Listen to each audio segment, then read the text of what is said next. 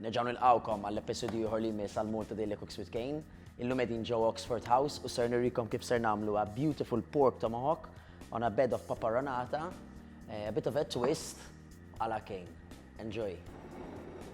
L-ingredienti li se nuża biex nagħmel din ir-riċetta huma bżarr ikkullurit, butir, basal, tadam, nara pea shoots bħala garnish, olive oil tal-Borges, beautiful pork tomahawk provdut minn Miracle Foods, rock salt u bżarr.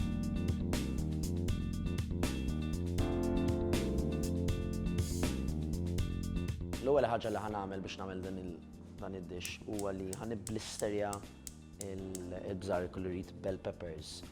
U għaliex ser nagħmel da, għaliex inti bażikament when you put them over a direct flame qed tikkrea ċertu smokiness u aromas li ma ġġibx through a normal process of cooking. So bażikament li kull ma trid tagħmel huwa you add olive oil to the skin of the bell peppers. Rub it in.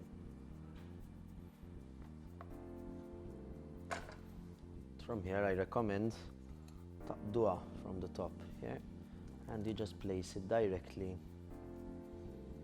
until it starts to blacken.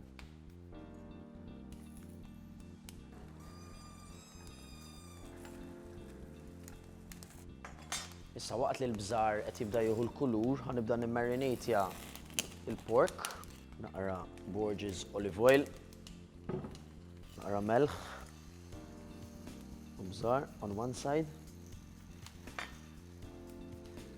Importanti li ġibu l-marination on all corners.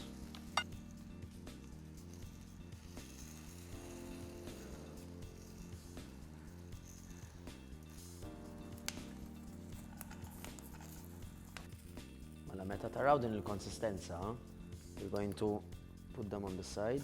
Taraw il-ġilda vera saret soft biex imbagħad we can easily peel off the skin. Next, hot pan.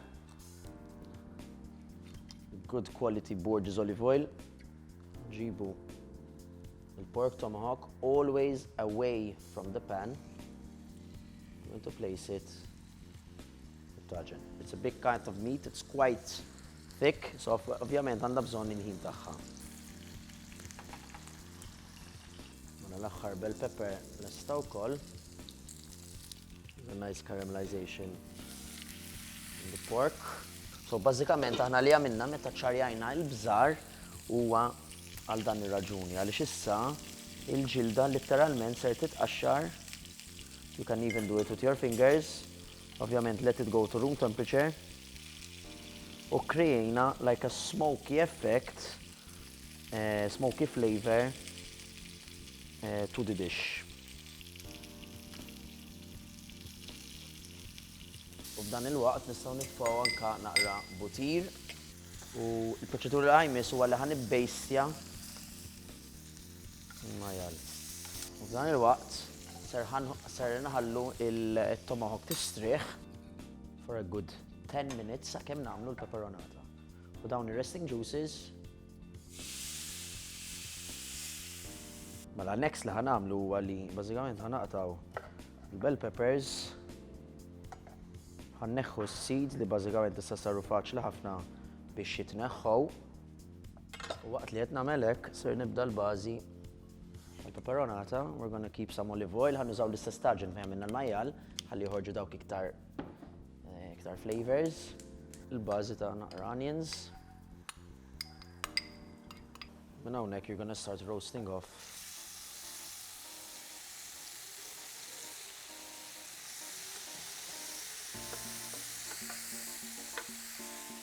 ħattuhom naqra kulur, naqra balsamic vinegar.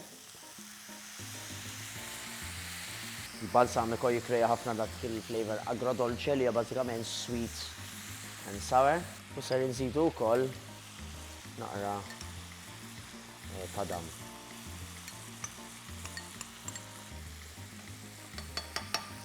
Ser naqta' naqra garlic, inħobb inżid il-garlic wara.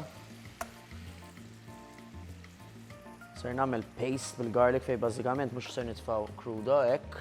Bażikament you just add a drizzle of olive oil, naqra rock salt, and you cut Qed taraw is-su iktar sar very easy to integrate fid-dish. L-aħħar ħaġa li ħanżid hija some fresh basil.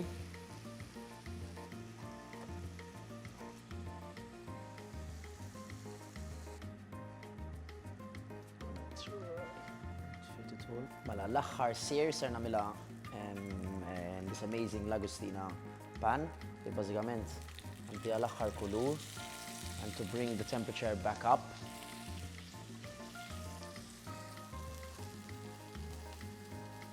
Taraw, there's a beautiful sear on this pork tomahawk. I made a bed of the peperonata li għarejtkom kif tagħmlu.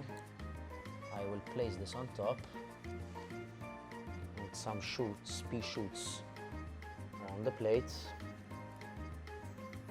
and finish off a beautiful drizzle of Borges olive oil and a good handful of Gozitin rock salt.